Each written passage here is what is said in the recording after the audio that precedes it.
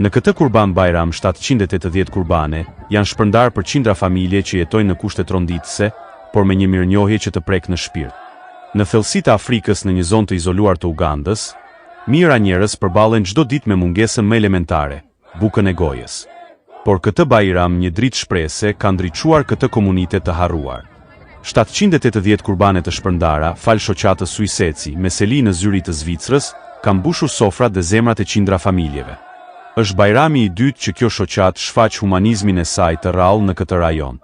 I pari ishte gjatë muajit të Ramazanit, ku me përkushtim ushtruan iftare për njerëzit që s'kishin as bukë, as ujë e as këpucë në këmbë.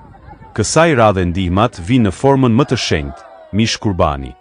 Pamje që rëqethin, fëmijë që vrapojnë zbathur drejt thasëve me ndihma, gra që fshin lotët nga gëzimi, burra që luten me duart e ngritura drejt qiellit.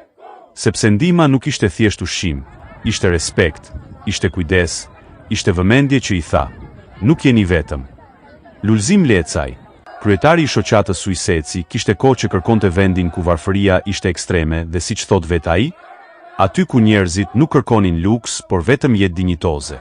E gjeta në Uganda, aty ku vuajtja flet pa fjalë, por mirënjohja ushton me zë të fuqishëm.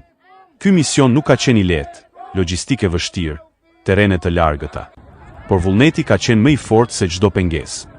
Shoqata Suiseci po dëshmon se humanizmi nuk një kufi, dhe se të ndihmosh nuk është thjesht një detyrë fetare, por një zgjedhje që lind nga ndërgjegja. Kurbani i dhuruar u bë simbol i shpresës. Në çdo copë mishi të ndar kishte një copë zemre nga Zvicra që rrite për Afrikën. Në çdo falënderim kishte një lot që fliste më shumë se fjalët.